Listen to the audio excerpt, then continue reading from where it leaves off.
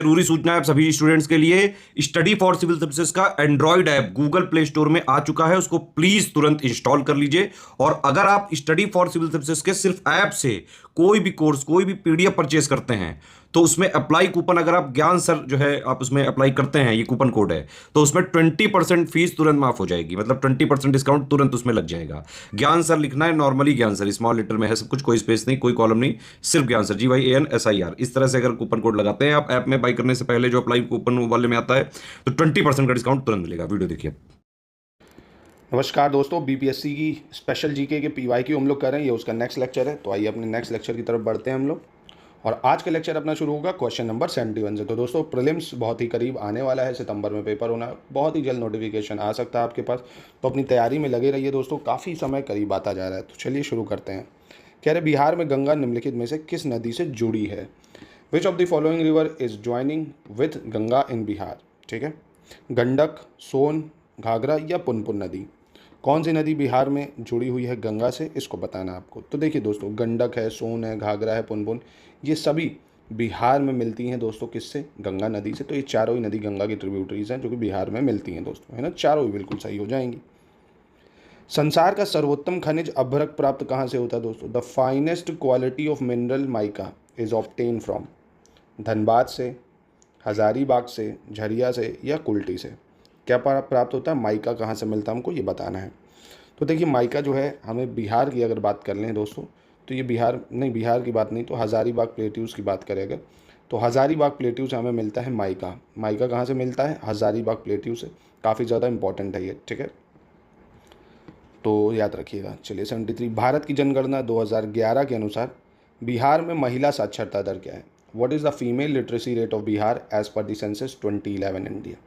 तो भारत के सेंसस की बात करेंगे तो बिहार में कितना है भैया लिटरेसी रेट? 61.80, 71.25, 50.50 या 51.50%। तो देखिए महिला का जो सेंस मतलब 2011 के सेंसस के अकॉर्डिंग लिटरेसी रेट है वो 51.50% है बिहार में। कितना है? 51.50%। इंपॉर्टेंट है ये, आपके एग्जाम में पूछ सकता है, ठीक है। नेक्स्ट बढ़ते हैं दोस्तों। बिहार के किस जिले को सिल्क सिटी के नाम से जाना जाता है? Which district of Bihar is known as silk city? Katihar, Bhojpur, Bhagalpur या बांका। कौन है दोस्तों बिहार में सिल्क सिटी के नाम से प्रचलित? तो यह है भागलपुर। भागलपुर को बिहार में सिल्क सिटी भी बोलते हैं, ठीक है।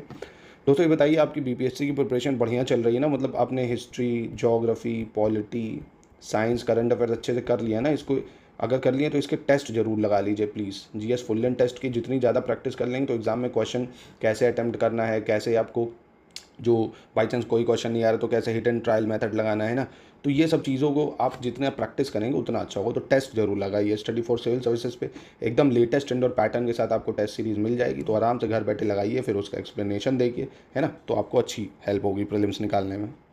चलिए 75 देखते हैं। कह रहा बिहार की कृषि का स्वरूप क्या है? What is the nature of agriculture of Bihar is about? जीवन निर्वाह यानी सब्सिस्टेंस एग्रीकल्चर है। व्यावसायिक कृषि होती है यानी कॉमर्शियल एग्रीकल्चर है। निर्यात उन्मुख यानी एक्सपोर्ट ओरिएंटेड है। आत्मनिर्भर यानी सेल्फ सफिशिएंट है। किस टाइप का एग्रीकल्चर देखने को मिलता है अमूमन हमको बिहार में? तो जीवन निर्वाह भैया, सब्सिस्टेंस एग्रीकल्चर। कैसा नेचर है एग्रीकल्चर का बिहार का? सब्सिस्टेंस या जीवन निर्वाह एग्रीकल्चर, जिसको एक कहते हैं, ठीक है। 76 की बात करें तो 1857 के युद्ध से बिहार के कई शहर प्रभावित हुए हैं। The war of 1857 impacted many cities of Bihar. Select the correct sequence of cities of Bihar where movement erupted chronologically, है ना। क्रोनोलॉजी बतानी है आपको 1857 में, कहाँ पहले हुआ कहाँ बाद में हुआ। पटना, मुजफ्फरपुर, रोहिणी, जगदीशपुर। रोहिणी, पटना, मुजफ्फरपुर, जगदीशपुर।